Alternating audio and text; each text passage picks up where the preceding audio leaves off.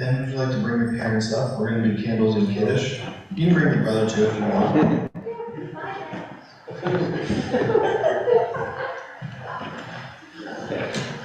We will continue on page 120.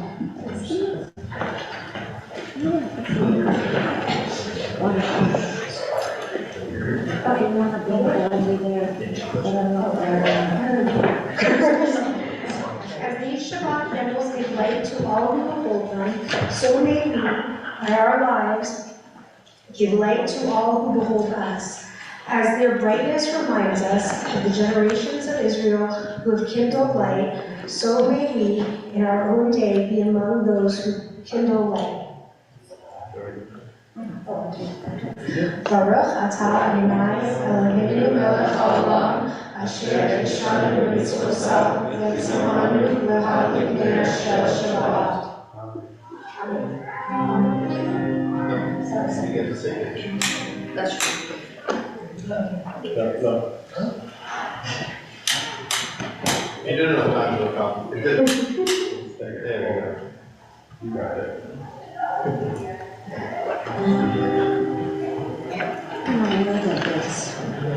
Baruch atah Adonai Eloheinu melech haolam asher kidshanu b'mitzvotav v'tzivanu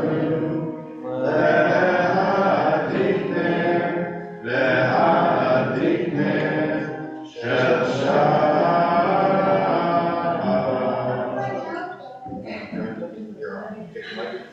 You can stay up here with me. You take your special kiddush cup that says your name on it. Whoa. Ooh. Whoa. Ah. Alright, ready? We can join together on page 123. Thank you. Baruch atah Adonai Eloheinu melech haolam, borei beriat ha'afem. Baruch atah Adonai Eloheinu melech haolam, asher kidshanu b'mitzvotav v'ratzah banu, v'shavat kodsho v'ahava u'ratzon hidri lanu, zikaron le'maaseh v're'eshit.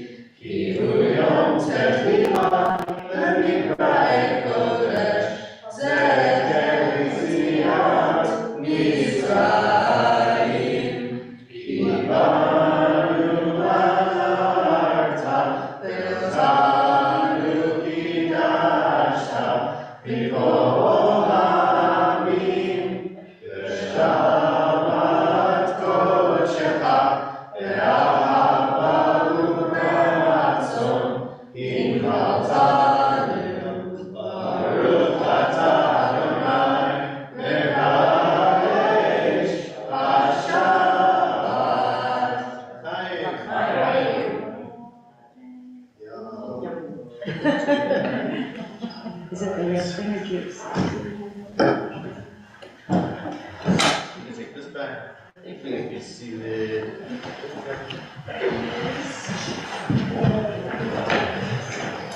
We continue welcoming Shabbat on page 130 with Psalm 95, the Quran and I.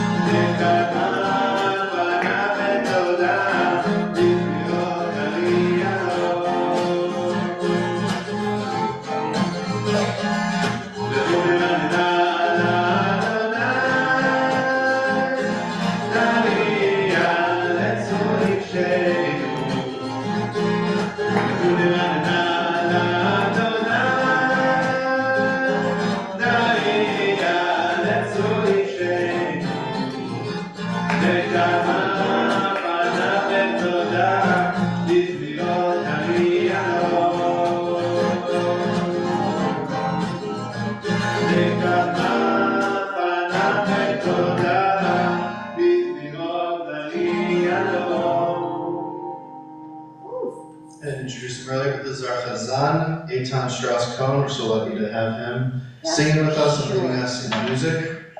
Yay. We continue with Lechad Odi on page 138, welcoming Shabbat.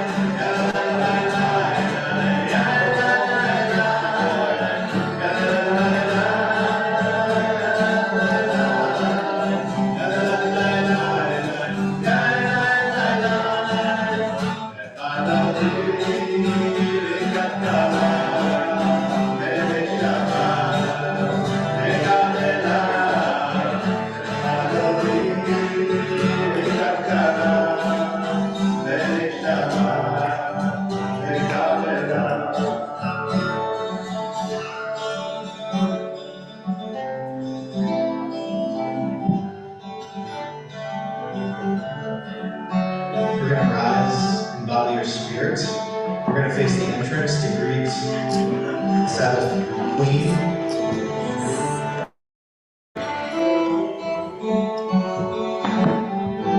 Verse 9.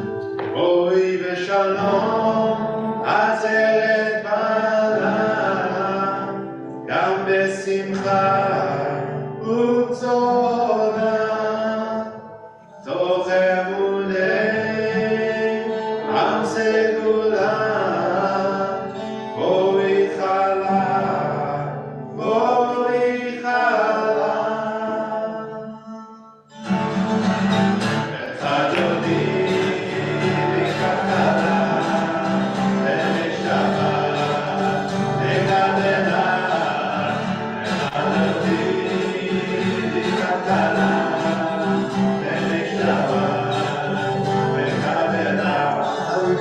We take a moment to greet each other. We'll turn around, say hi, Shabbat Shalom, introduce yourself, say hi to your own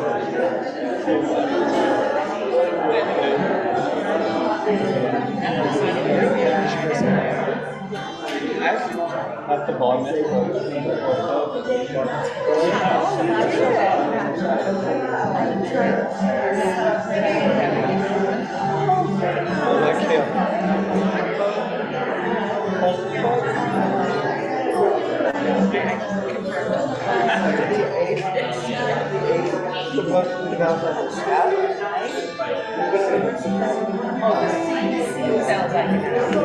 Sounds like my name.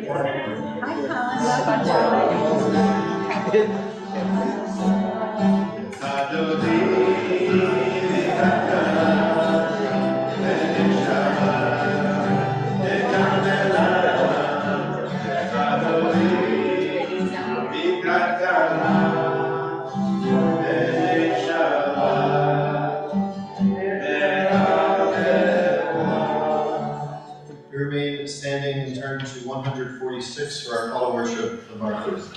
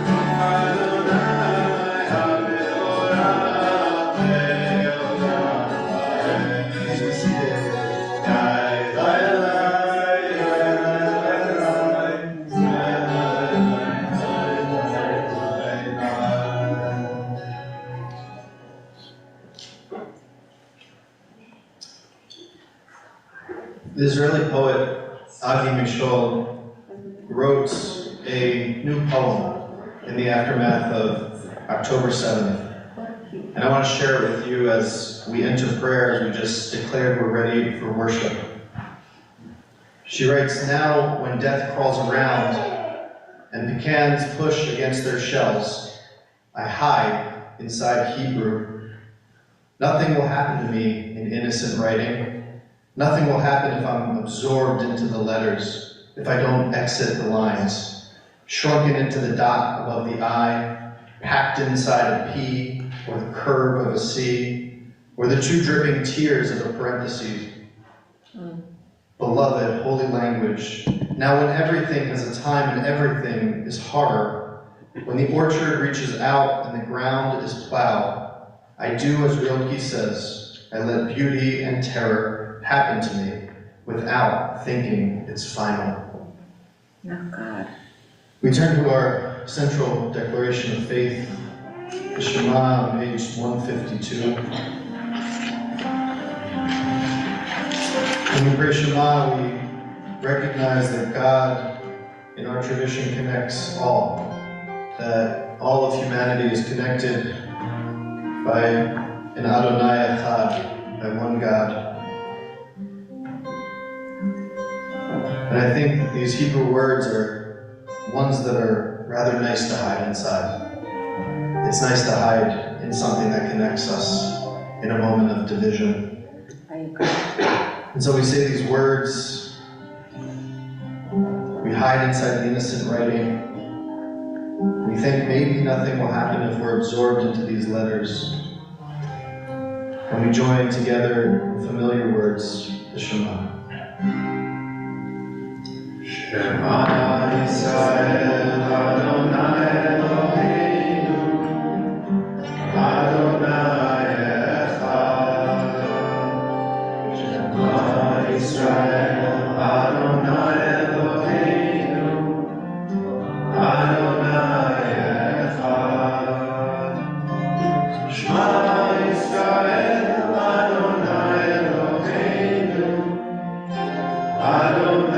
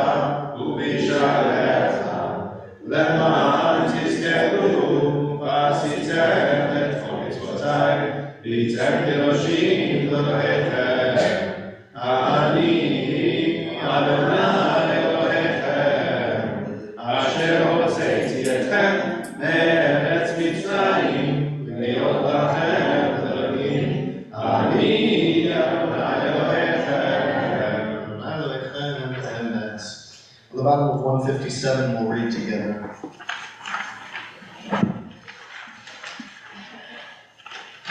In a world torn by violence and pain, a world far from wholeness and peace, give us the courage to say, Adonai, there is one God in heaven and earth. The high heavens declare your glory. May earth reveal your justice and love. From bondage in Egypt we were delivered. At Sinai we bound ourselves to your way. Inspired by prophets and instructed by sages, time and again we overcame oppressive forces. Though our failings are many and our faults are great, it has been our glory to bear witness to our God, keeping alive in dark ages your vision of a world redeemed. Let us continue to work for the day when the nations will be one and at peace. Then shall we rejoice as Israel did, singing on the shores of the sea.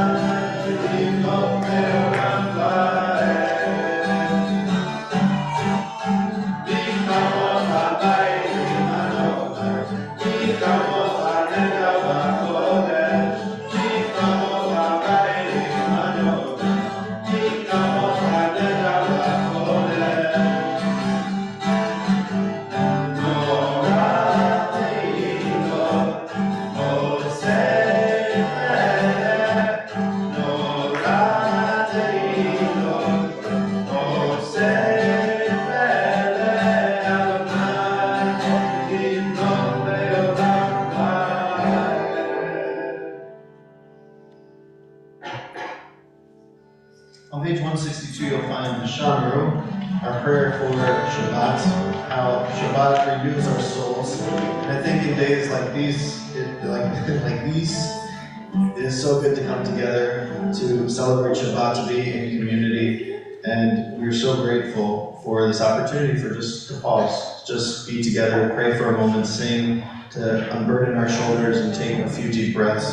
And we are grateful to Shabbat. That's what the Shabbat is all about. So 162, this is probably a new melody for you. But if you know the Shabbat, you know the words, and I encourage you to, once you pick it up, sing with us, with gusto, full force.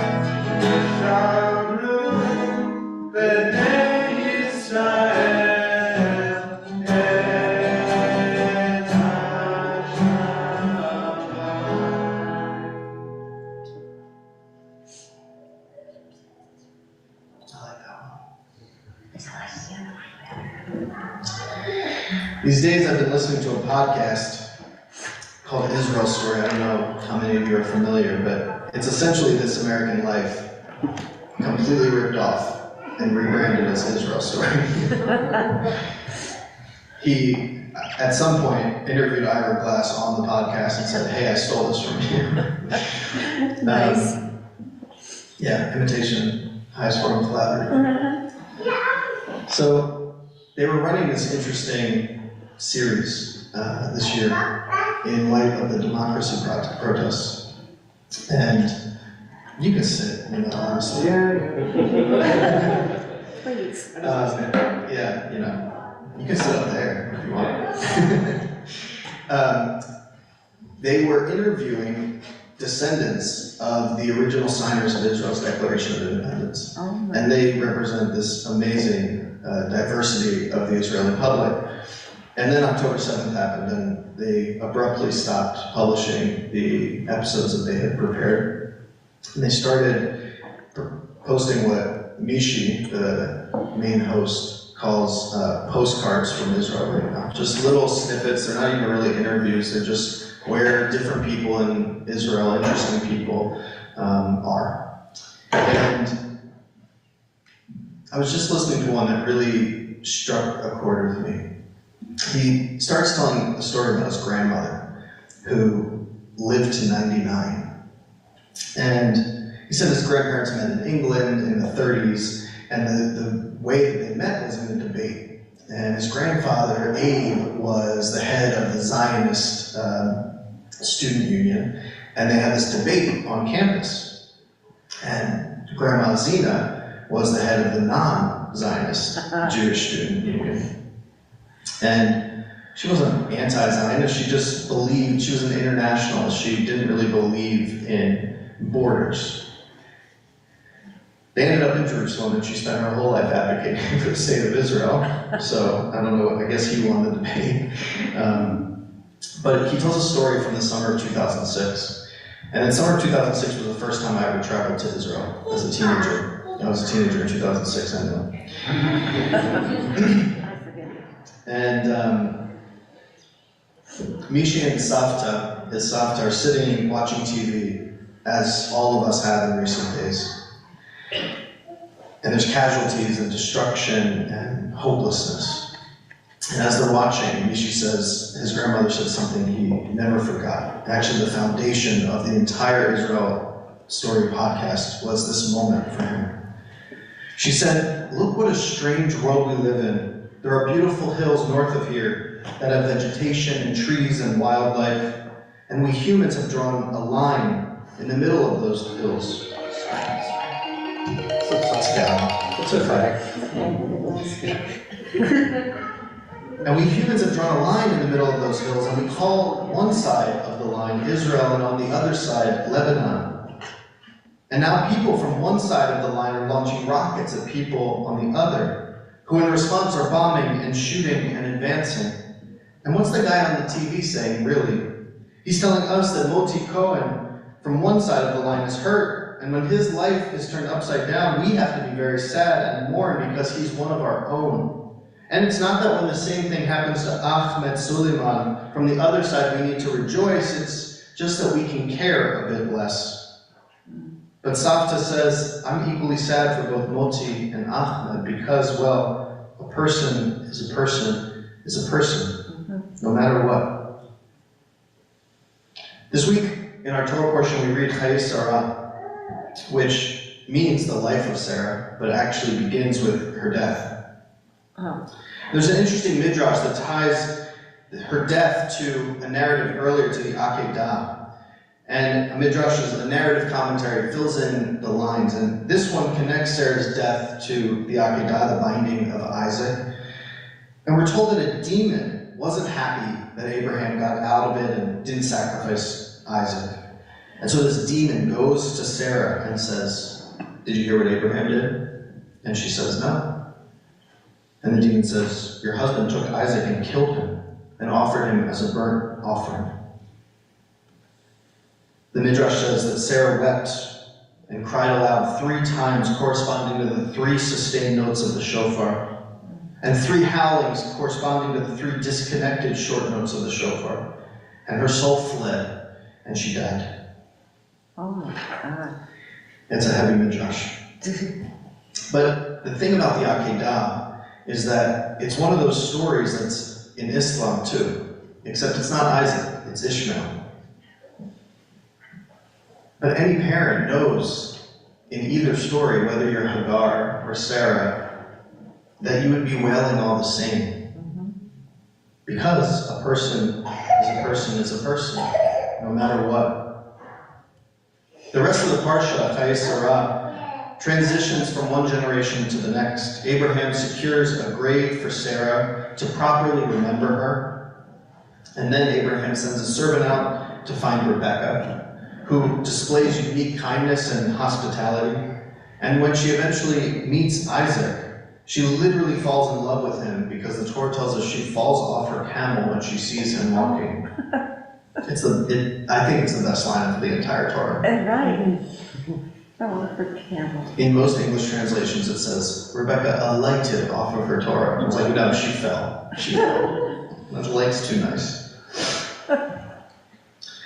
After Rebekah and Isaac find each other, Abraham dies. The father of Judaism and Islam dies. And who comes back to bury their father but Isaac and Ishmael?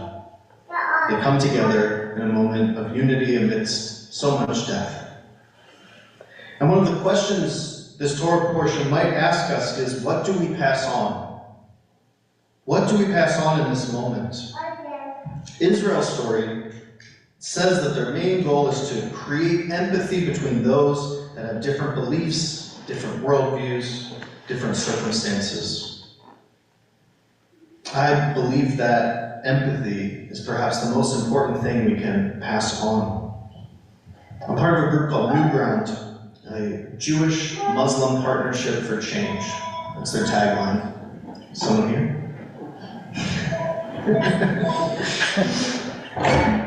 And New Ground is a year-long fellowship. They have a fellowship for high school students and a fellowship for professionals, not clergy, anybody. Jewish adults and Muslim adults. And you come together for a full year, and every couple weeks you gather and you talk about big, meaningful things. And because I'm part of that family, I got invited to a vigil that many people in our community came to at UCLA. And I took my kids, because my kids know something is going on.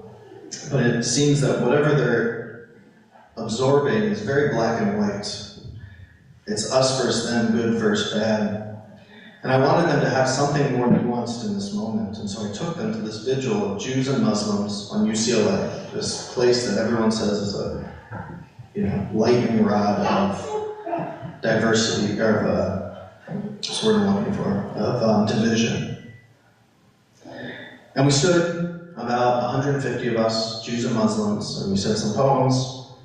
And then the most powerful moment came, which was, with all of us standing there, the Muslims said their prayer of mourning, and the Jews stood there with them.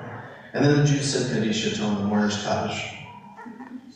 There was no, you're the bad guy, no defending each other or ourselves. We just mourned because so much pain is happening in the world right now. One of the leaders came to me in the middle of the ceremony and she hugged me quietly. But she kind of half hugged me because I was holding my son over here. And as she let go of me, my son reached out his other arm and grabbed her by the neck and pulled her in for a very aggressive but sweet hug. And I teared up in the moment because it had been this moment that I'd been searching for and I couldn't find. What did I want? What do we want to give on to the next generation?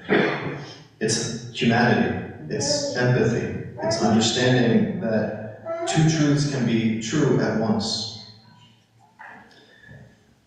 And so, in that moment, and perhaps in our Torah portion tonight, we read and learn and understand that humanity is most important because a person is a person is a person, no matter what. Shabbat Shalom. Shabbat Shalom.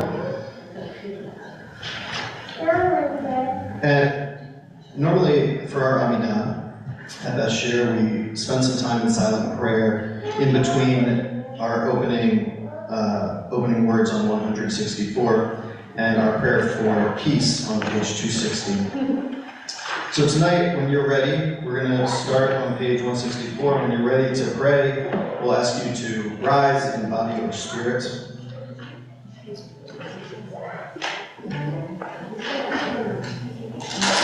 We'll pray whatever is in our heart, whether it's the words on the page or something else.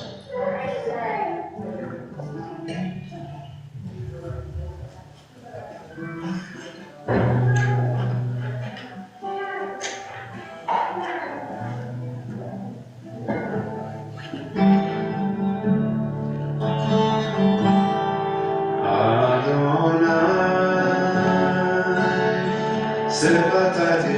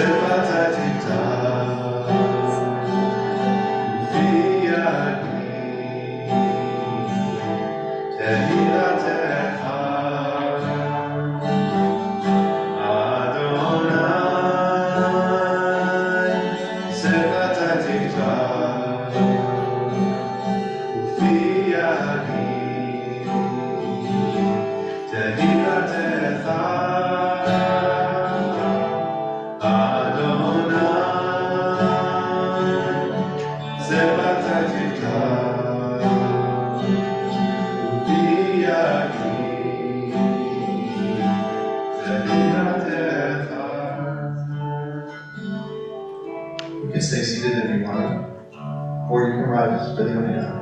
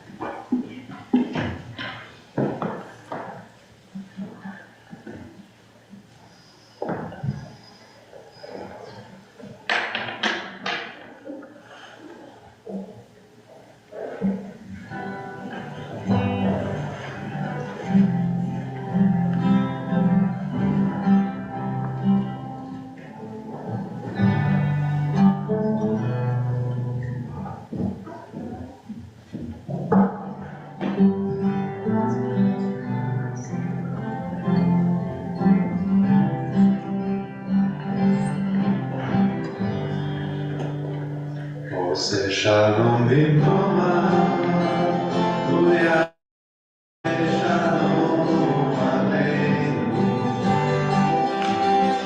עושה שלום במקומה, הוא יעשה שלום עלינו. עושה שלום במקומה, הוא יעשה שלום עלינו. יעשה שלום, יעשה שלום, שלום עלינו ועל כל ישראל. יעשה שלום, יעשה שלום, שלום עלינו ועל כל ישראל. עושה שלום במקומה, הוא יעשה שלום עלינו.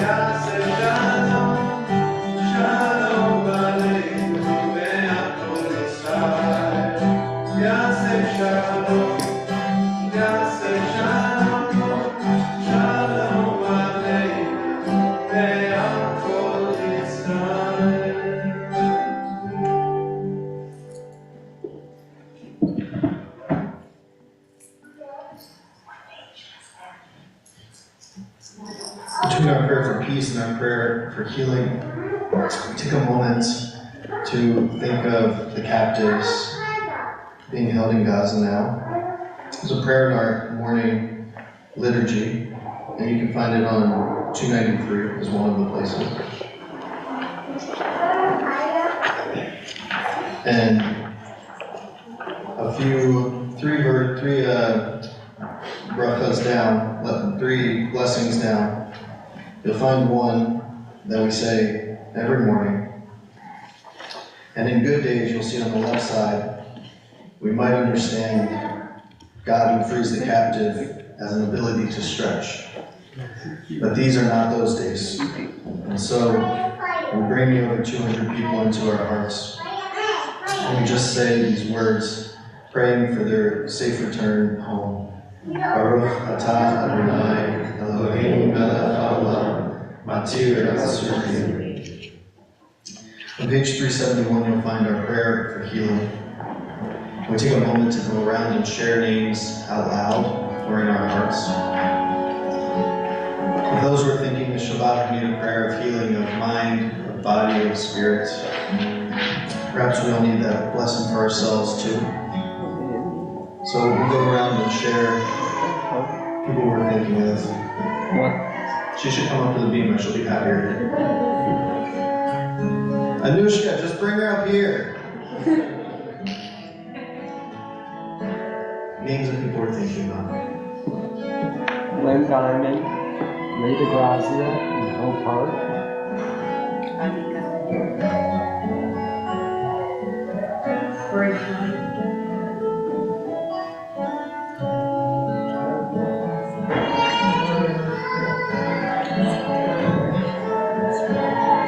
Bernard Ginsburg. Jennifer Dolan. Sandy Fernandez.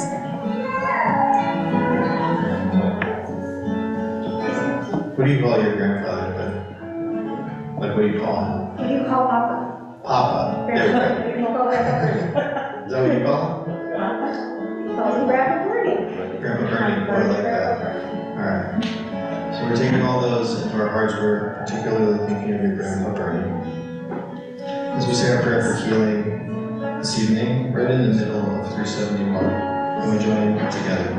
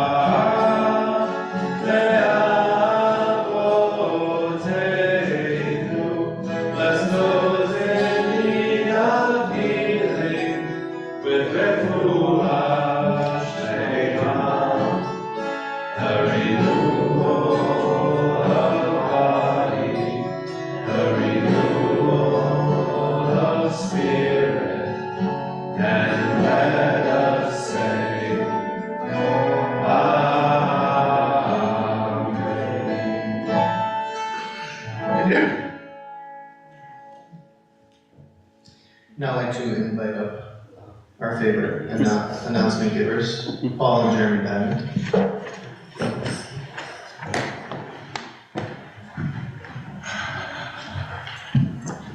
Shabbat Shalom. Shabbat Shalom. Lots going on this week, lots going on this weekend. Tomorrow morning at 9:30, Torah Cafe, and at 4 o'clock, then becomes a bar mitzvah. Have to say, I've been to a lot of Friday night services. You're gonna do fine. You're gonna have a great time too, I hope. Mazel tov to your whole family. Sunday, there is, No religious school in observance of Veterans Day. that's right, but at 9 a.m. there's a mahjong tournament. So I think that's what the religious school I'm kids so will bitter, I do. can't be it. In observance of I what you said. I can't come to my Sunday brunch for you. So 9 o'clock mahjong, 10 o'clock Zionism 101 with Rabbi Alex on Zoom. So this was originally supposed to be next weekend, but it's this weekend on Zoom, 10 a.m. Interesting timing. I'm sure it'll be a very interesting class. Monday, there is a Melton class with Rabbi Alex again. Love, Loss, and Wisdom. That's at 7:30 on Monday, on Zoom as well. Wednesday, no one here. Board of Trustees meeting, you don't want to be there. It's not all that.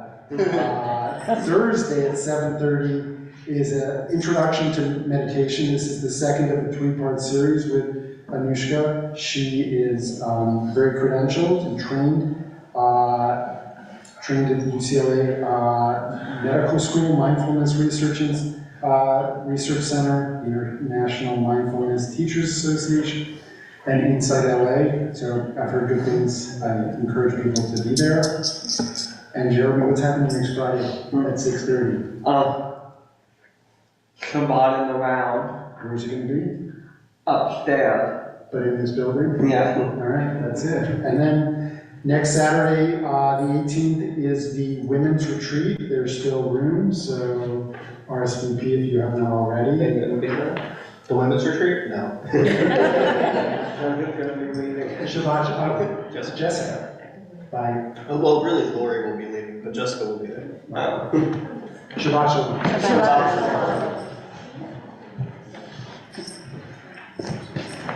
And if you want to be part of the musical experience for our Shabbat in the Round, we have a rehearsal the night before on Thursday at 6:30 upstairs. So we'd love to see your faces there. You can sing, you can play, whatever you want to do. It's great. There's one other date that I just wanted to add to our list, which is December 5th. It's a Tuesday evening. We're going to have dinner here, and we're hosting an Israeli rabbi, Rabbi Galit Cohen Kedem, a friend of mine who leads a beautiful little community like ours outside of Tel Aviv in Cholon. And we're going to hear stories from her congregation, from her, what it's been like in these days after October 7th, and really excited to have her. So I hope as many people can make it as possible. December 5th, Tuesday evening, from probably 6 to 8 or so. We begin our concluding prayers with our version of Aleinu. We'll find it on page 584, which isn't actually marked in your book, but that is the number of the page it's on. It's a sticker that we added. 584. It's on the page right before Aleinu, but it is our Aleinu. And at the end, you'll sing kind of a call and response to Aleinu L'Shabbat. So you're welcome to dig into these words with us, but if anything you say, or if you don't say anything at all, just say Aleinu L'Shabbat, it's time to live our praise.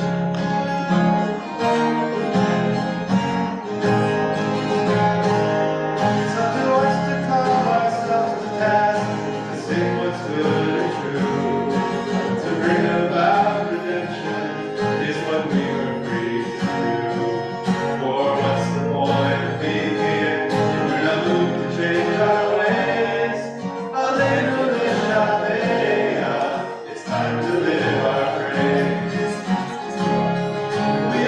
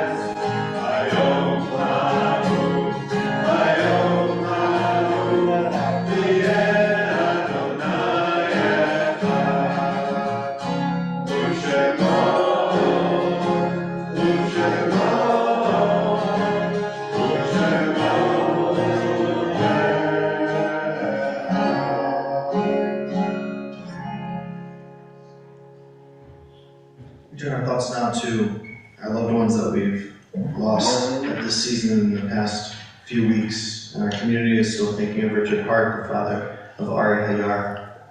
We're also thinking of those we lost in years past. This Shabbat, we're thinking of Irvin Arthur, the father of Corby Arthur. Jared Block, the brother of Diane Nathan. Viola Merritt Brown, remembered by Nancy Brown. Maxine Feenberg, the mother of Ross Feenberg.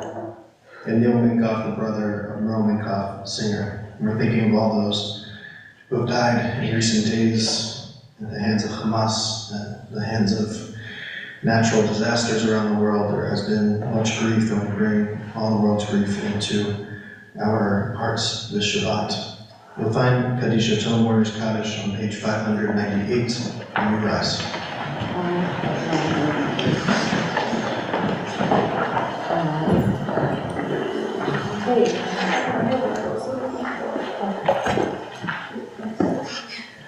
Yitgadal v'yitgadash shnei Rabbah v'yamad dibra v'yutei tamlich malchutei v'chayechon v'yomechon v'chayidechon b'et Yisrael v'agara v'zman gari v'nimru Yehei shnei Rabbah v'barach v'elam v'amnei amen Yitbarach v'yishbach v'yitbar v'yitaman v'yitaseh v'yitadar v'yitaleh v'yitalal shnei kudeshah v'rechu Ve'ela minko birchata v'shirata, tushkachata v'nechemata, da'amilan ve'amat v'niru, amen.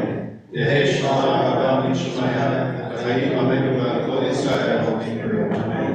Yosei shalom v'imruma, hu yaseh shalom aleinu v'kol Yisrael v'kol yishmetevel v'niru. Zichronam l'bracha, may the memories truly be for a blessing. We conclude this evening with Adon Olam. You'll find the words on 625. 625.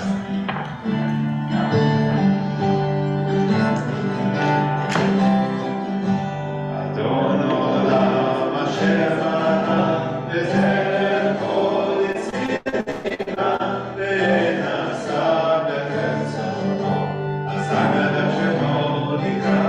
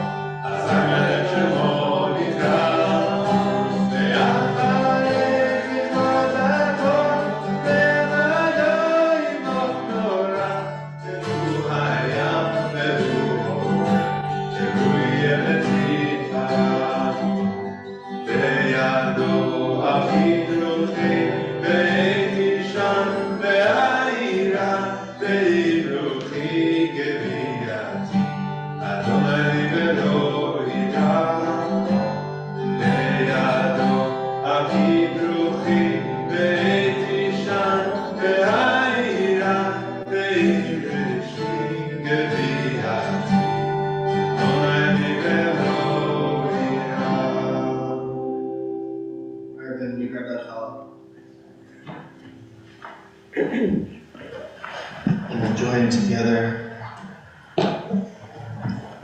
lifted up high for all to see.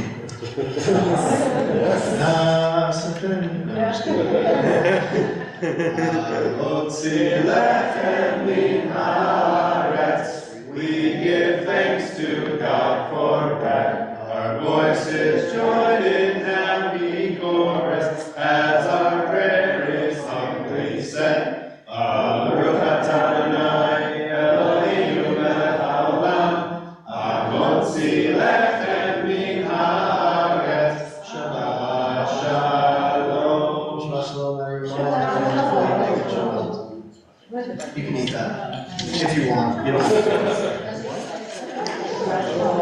Apparently she said, apparently that's it.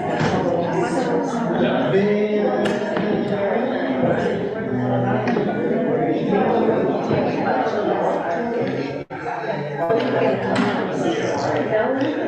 Melanie?